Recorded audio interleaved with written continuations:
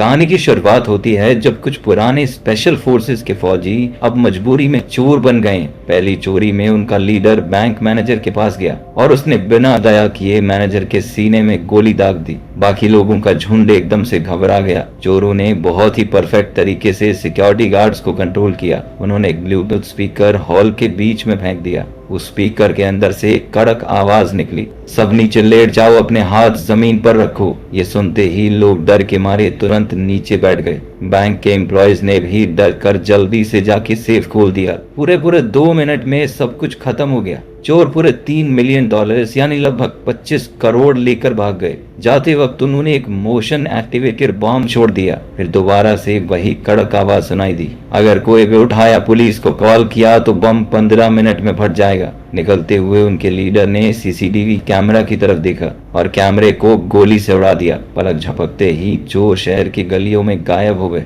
FBI को crime के 25 minute बाद रिपोर्ट मिली। सीन पर सिर्फ एक ही एंड था, बॉम्ब पर लगा हुआ एक फिंगरप्रिंट, उसके अलावा और कोई सबूत नहीं। सेक्रेटरी जॉनथन समझ नहीं पाया कि इतनी आसानी से चोरी हो गई। उसके बाद भी चोरों ने बैंक मैनेजर को क्यों मार दिया? क्या इसके पीछे कोई बड़ा राज है? ये जानने के लिए जॉनथन सबूत ढूंढने निकला, पर उसके साथी ने बताया कि पुलिस बम ले जा चुकी है। पुलिस इस मामले में क्यों पड़ रही है ये देखकर वो चिढ़ गया। गुस्से में वो पुलिस स्टेशन गया पुलिस चीफ ब्रायन को ढूंढने के लिए और उससे सीधा पूछा कि ये एफबीआई का केस है, इसमें टांग क्यों उड़ा रहे हो तुम, और जो भी सबूत मिले हैं उन्हें मेरे हवाले कर दो। ये सब सुनकर ब्रायन थोड़ा घबरा गया। उसने बताया कि फिंगरप्रिंट जेम्स नाम के एक आदमी का है जो पहले स्पेशल फोर्सेस में था। आज से करीब 5 साल पहले जेम्स और उसकी टीम ने कॉलेज के कुछ स्टूडेंट्स को किडनैप करके फिरौती की मांग की और फिर जब टाइम पे पैसे नहीं मिले तो सबको मार दिया। फिर फौज की एक दूसरी यूनिट गई और उन सभी बागी कमांडोज को मौत के घाट उतारा और अब जेम्स के परिवार में उसका छोटा भाई रेंजर ही बचा है। पुलिस को लगा कि जब जेम्स और उसकी टीम मर चुकी है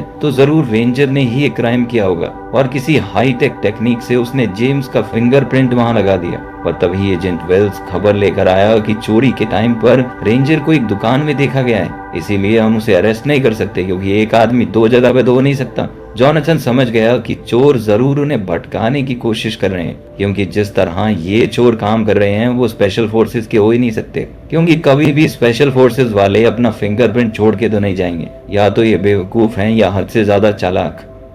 एजेंट्स इस केस की छानबीन कर ही रहे थे, तभी फिर से एक दूसरी चोरी हो गई। इस बार चोरों ने बैंक मैनेजर के घर वालों की जान लेने की धमकी देकर उससे बैंक का सेफ खुलवाया था। मैनेजर ने ईयरपीस पहना और बैंक के अंदर गया। मैनेजर ने डर के मारे सब लोगों को ब्रेकफास्ट करने भेज दिया और फिर तिजोरी खोली। काम होता देखकर चोर बैंक की तरफ बढ़े और जैसे ही चोर बैंक में घुसे उनका सामना एक फीमेल एम्प्लॉय से हो गया जो वहां से जा ही रही थी। डर के मारे वो अलार्म बजाने जा ही रही थी पर मैनेजर ने उसे रोक दिया। चोर ने फिर से स्पीकर से वही आवाज चलाई और पूरे बैंक को अपने कंट्रोल में ले लिया, पर इस बार उन्होंने पैसे नहीं बल्कि सेफ में रखे हुए कुछ डॉक्यूमेंट्स लिए। और सबसे अजीब बात तो ये थी कि उन्होंने घायल गार्ड को भी ठीक करवा दिया। उस फीमेल एम्प्लॉय से उसकी मरहम पट्टी करवा दी। इससे लग रहा था कि वो बिना बात लोगों को नहीं मारते, तो फिर पहली चोरी में मैनेजर को क्यों मारा? थोड़ी देर बाद ही जवाब मिल गया। बारिश में तीसरा मैनेजर ऑफिस जाने वाला है, तभी एक चोर ने उसकी गाड़ी का दरवाजा खोला,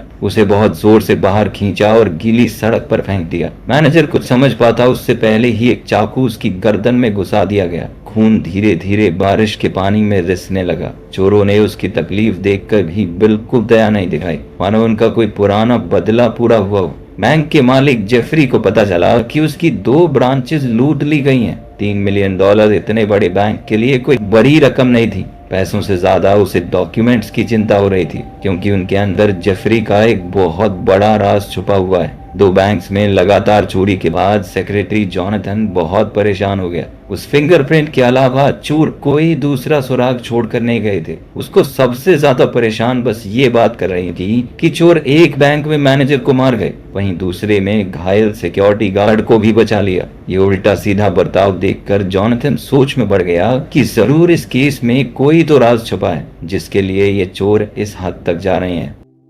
इसके बाद जॉनथन ने बचे हुए बैंक मैनेजर से पूछताछ की।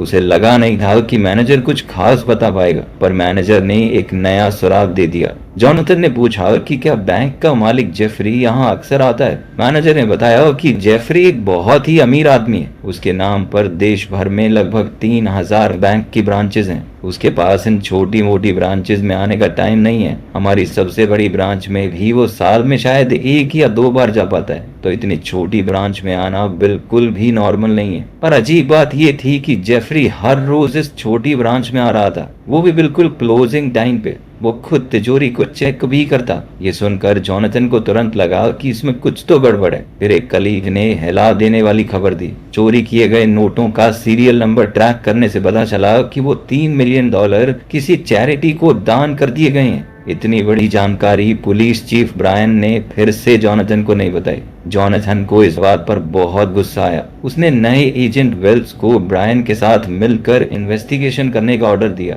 टेक्निकल डिपार्टमेंट ने एक गोली के ऊपर मिले फिंगरप्रिंट से कंफर्म किया कि ये भी जेम्स का ही है। जॉनथन सोच में पड़ गया कि एक मरा हुआ आदमी जिंदा कैसे हो गया, लेकिन अब तो दोनों जगहों पर ऐसी चीजें मिली हैं जिसमें जेम्स के फिंगरप्रिंट हैं। अब वो सोच में पड़ गया कि उस पुराने किडनैपिंग वाले केस में जरूर कुछ बात होगी। साथ ही जॉनथन ने अपने एक साथी से कहा कि जेफरी के ऊपर अच्छे से नजर रखो और इसका कच्चा चिट्ठा निकालो पूरा। अगले दिन बैंक मैनेजर के फ्यूनरल पर जेफरी भी वहां पहुंच गया और उसके साथ ही उस एरिया का नेता भी। तो छोटी ब्रांचेस के मैनेजर्स की मौत पर इतने बड़े लोगों का आ जाना बहुत अजीब है। जॉनथन के साथ ही स्टॉकवेल ने ये पूरी बात उसे बताई। इस तरह की चीजें देखकर जॉनथन का शक बढ़ने लगा। वहीं ब्रायन मजबूरी में वेल्स के साथ इन्वेस्टिगेट कर रहा था। उन्हें एक गवाह मिल गया, ज्वेलरी शॉप का सिक्योरिटी गार्ड। उसकी आदत थी कि अगर कुछ गड़बड़ लगे तो वो गाड़ियों का नंबर नोट कर लेता था। उसने चोरों की गाड़ी का नंबर नोट कर लिया था और चेक करने पर पता चला कि ये गाड़ी रेंजर की है।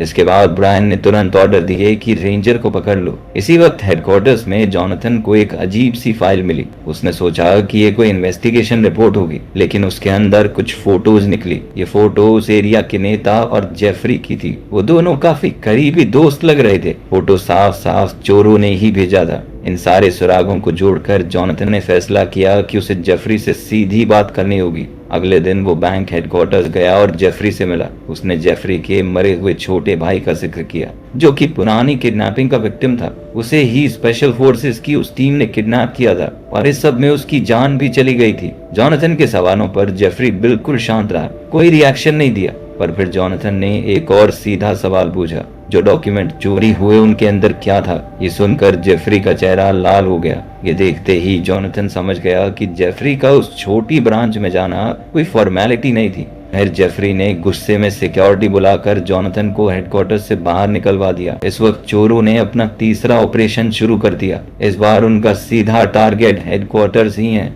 चोर बहुत तेजी से काम कर रहे हैं। हर आदमी का रोल एकदम साफ है। उन्होंने जल्दी ही बैंक की मेन लॉबी को पार कर लिया। अंदर सिक्योरिटी काफी टाइट है, कस्टमर्स का रश है, पर चोर बिल्कुल सही तालमेल के साथ घुस गए। वो केबल्स का इस्तेमाल करके मेन एरिया में घुसना चाहते थे। उसी वक्त जॉनथन को जेफरी के गार्ड हेडक्वार्टर से बाहर ले जा रहे थे। उसने चोरों को देखते ही जल्दी से सबको नीचे ले जाने को कहा। लोग पैनिक में चिल्लाने लगे, इधर उधर भागने लगे। चोरों ने मौका देखकर एक सिक्योरिटी गार्ड को पकड़ लिया। तभी जेफरी भी सामने आ गया। एफबीआई की तरफ से तुरंत गोलीबारी शुरू हो गई। एक गोली गलती से सिक्योरिटी गार्ड को लग गई। जॉनथन ने भी फायरिंग करके एक चोर को घायल कर दिया। लगे ऐसा रहा था कि वो घायल हुआ चोर मर गया, पर जब एक सिक्योरिटी गार्ड दूसरे चोर से लड़ने लगा, तभी अचानक से मरा हुआ चोर उठ खड़ा हुआ और उसने हमला कर दिया। हालात खराब होते देखकर जॉनथन ने जेफरी को पहले एक सही जगह पहुंचा दिया और फिर वापस चोरों से भिड़ गया। लेकिन इस बार चोर उस पर भारी पड़ रहे थे। घायल सिक्योरिटी गार्ड के साथ जॉनथन ही वहां से बचकर भाग पाया। तब तक चोर अपना काम पूरा कर चुके थे। एक लंबी लड़ाई के बाद जेफरी के पास सिर्फ एक बॉडीगार्ड बचा, वो भी थकान से गिरने वाला था। सबसे हैरानी की बात यह थी कि सामने खड़े चोर ने बॉडीगार्ड के ऊपर हमला नहीं किया। शुरू से लेकर आखिर तक उनका एक ही टारगेट था, जेफरी। चोर ने तुरंत बॉडीगार्ड को अपना हथियार नीचे करने को कहा। लेकिन तभी उसके एक साथी ने वहां आकर बॉडीगार्ड के माथे में गोली दाग दी। लीडर उस पर चिल्लाया कि क्या कर रहा है तू, पर इतने में जॉनथन ने अचानक हमला करके उस कातिल चोर को मार डाला और लीडर को बंदी बना लिया। ये देखकर चोरों में से एक ने तुरंत एक फीमेल एम्प्लॉय को पकड़ लिया ताकि इस औरत के बदले वो अपने दोस्त को छुड़वा सकें। बाद में दोनों तरफ बातचीत हुई और एक्सचेंज का फैसला हो गया। जॉनथन को पता है कि अगर उसने चोर को छोड़ दिया तो शायद वो खुद जिंदा नहीं बचेगा, लेकिन हैरानी की बात यह थी कि चोर ने अपना वादा निभाया। उसने जॉनथन को छोड़ दिया और अपने साथियों से कहा कि गोली मत चलाना। फिर सारे चोर बहुत जल्दी वहां से निकल गए। एफबीआई ने पूरे क्राइम सीन को पूरी तरह सील कर दिया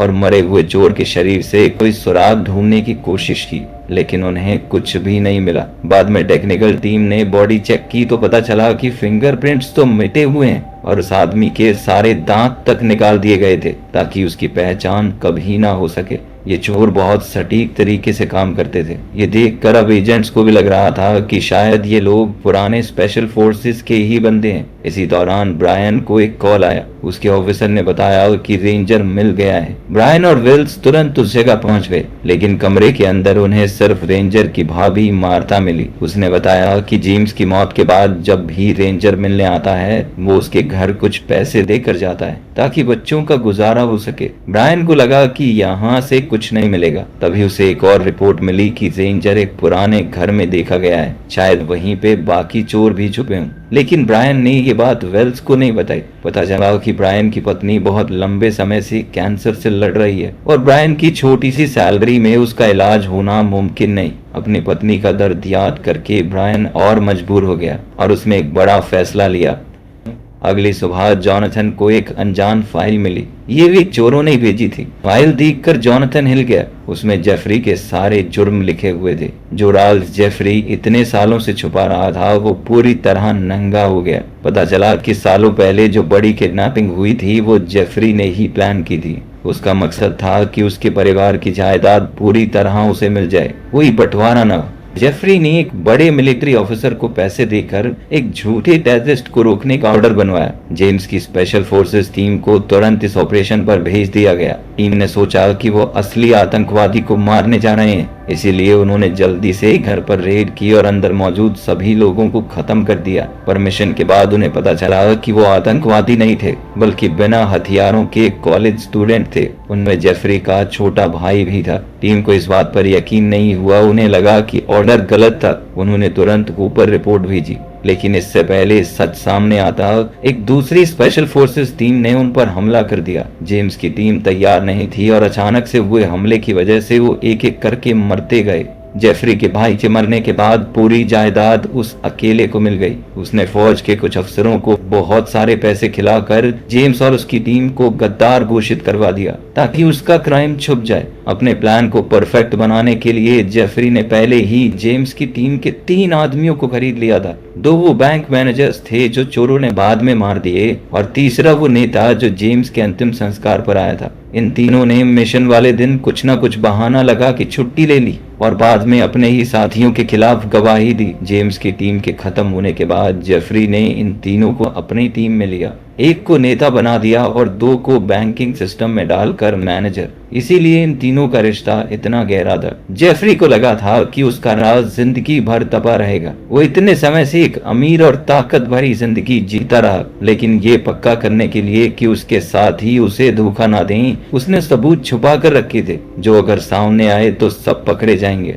लेकिन अब ये सबूत बाहर आ चुके थे और इस सब के पीछे जो लोग हैं वो उसी मिशन के बचे हुए स्पेशल फोर्सेस सोल्जर्स थे। उन्हें धीरे धीरे समझ आया कि जेफरी ने उनका इस्तेमाल किया है। उसने उनके हाथों अपने ही फौजी भाइयों को मरवा दिया। इस बात ने उन्हें कभी चैन से रहने नहीं दिया। आर्मी से निकलने के बाद इन सब ने साथ मिलकर बदला लेने का फैसला किया। उनका इरादा सीधा था, जेफरी और उसके साथियों को सजा देना। जॉनथन को पूरी सच्चाई समझ आ गई। उसने एक प्लान बनाया और सोचने लगा कि रेंजर का भी इसमें कोई तो कनेक्शन होगा और जो पैसा रेंजर मार्था को देता है वो शायद वही चोरी का पैसा है। उसने अपने साथियों को इस सब की छानबीन करने को कहा। साथ ही ब्रायन भी रेंजर को ट्रैक कर रहा था। उसने कंफर्म किया कि पैसा पुराने घर में ही छुपा हुआ है। ब्रायन और उसके एक ऑफिसर ने सुबह होने से पहले ही वहां से पूरा पैसा निकालने का प्लान बनाया। जैसे जैसे इन्वेस्टिगेशन गहरी होती गई, सभी बड़े टीवी चैनल्स पुरानी सच्चाई सबके सामने दिखाने लगे।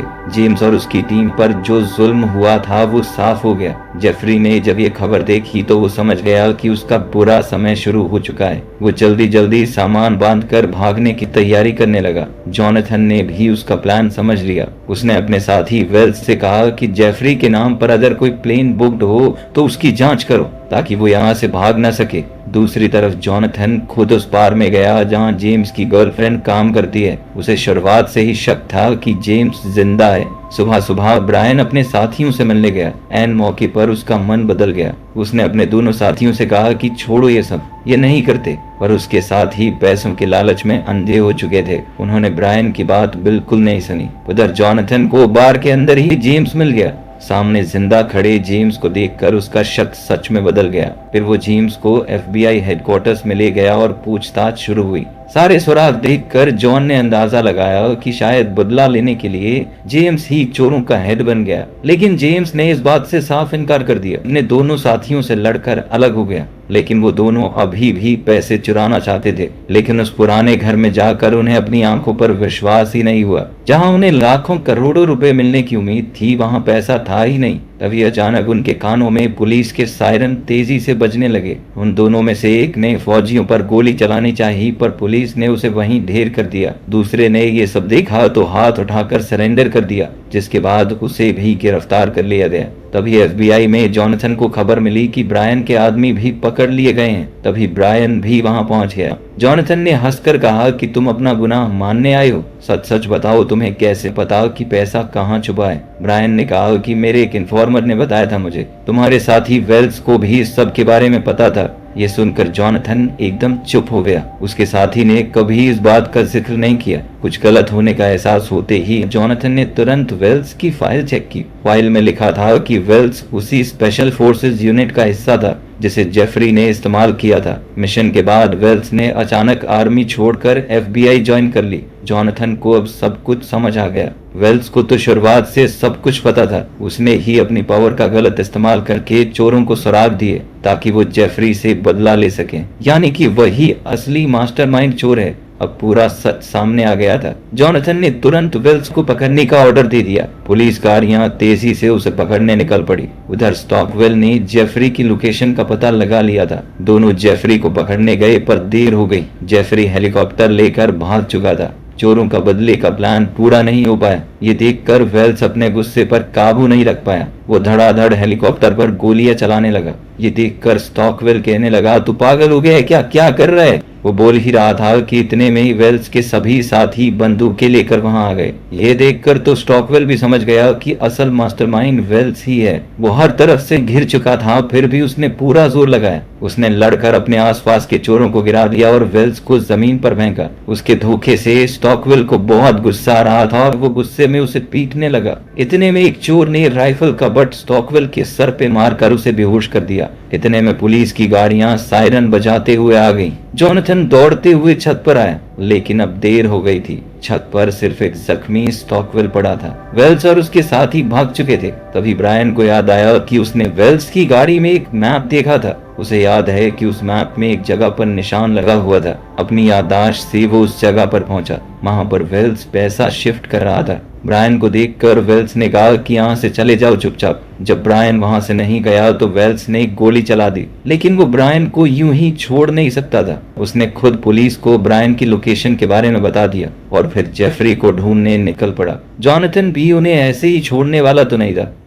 कुछ महीने बाद उन्हें मेक्सिको में जेफरी का पता लग गया। जॉनथन को यकीन था कि वेल्स भी यहीं होगा। वो अकेला ही उसे ढूंढने निकल पड़ा। जब दोनों दोबारा मिले तो जॉनथन की आंखों में वेल्स के लिए दया, गुस्सा, दर्द सब कुछ मिला हुआ था। वेल्स ने जॉनथन को बताया कि इतने सालों से हम अंदर ही अंदर मर रहे थे। उस मिशन वाले वक्त मुझे लगा था कि कुछ तो गड़बड़ है, लेकिन एक फौजी को अपना दिमाग बंद करके सीधा ऑर्डर्स फॉलो करने पड़ते हैं, यही हमारा फर्ज है। लेकिन उस दिन की हुई गलती ने मुझे कभी चैन से सोने तक नहीं दिया। जब उनका मिशन आगे बढ़ा तो वेल्स के दिल का डर और ज्यादा बढ़ गया। आखिर में सिर्फ जेम्स जिंदा बचा था। जेम्स की आंखों में डर देखकर वेल्स को पूरी तरह यकीन हो गया कि उसका शक बिल्कुल सही था। उन सबको ऊपर वाले लोगों ने इस्तेमाल किया था। सच जानने के बाद वेल्स और उसके साथियों ने जेम्स की लाश उठाने का नाटक किया और कम से कम उसे बचा लिया। लेकिन बेचारे जेम्स के पास जिंदा रहकर भी बचा क्या? वो अपनी पहचान तक खो बैठा। जो आदमी अपने देश के लिए जान देने को तैयार था, वो अब अपनी जिंदगी अपने ही देश में छुप कर गुजार रहा है, जबकि वेल्स और उसके साथी अपने ही दोस्तों को मारने के दर्द के साथ जी रहे थे।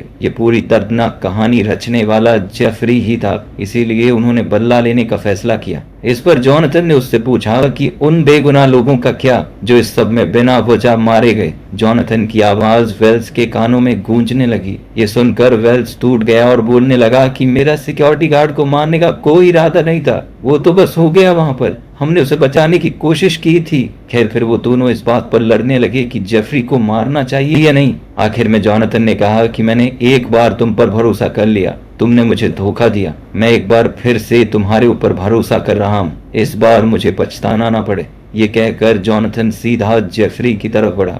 जेफरी को अपने किए का कोई पछतावा नहीं था, बल्कि वो तो अब भी घमंड से हंस रहा था। जेफरी को अब भी ये समझ नहीं आ रहा था कि उसके साथ क्या होने वाला है। उसे लगा कि मैक्सिको आकर वो सेफ हो गया। उसने जॉनथन को धमकी दी कि अगर तुमने मुझे नुकसान पहुंचाया तो तुम भी एक गुनहगार बन जाओगे। लेकिन जॉनथन को इससे कोई फर्क नहीं पड़ा। उसने अचानक हमला करके जेफरी के पेट में चाकू घोंप दिया। लोग ये नजारा देखकर भागने लगे। जेफरी के बॉडीगार्ड ने अपने बॉस को घायल देखकर बंदूक निकाली, लेकिन वेल्स ने पहले ही उसे देख लिया और गोली मार दी। फिर जॉनथन ने अपनी बंदूक वेल्स पर तान दी। अब दोनों एक दूसरे पर बंदूक ताने खड़े थे, लेकिन वेल्स ने अचानक से बंदूक नीचे कर ली और मुड़कर चलने लगा। उसने अपनी किस्मत जॉनथन के हवाले कर दी कि जिंदा छोड़ना है तो छोड़, मारना है तो मार। उसके दिल पर जो बोझ इतने सालों से था वो आज उतर गया और जॉनथन ने भी उसे दूर जाते देख अपनी बंदूक नीचे कर ली।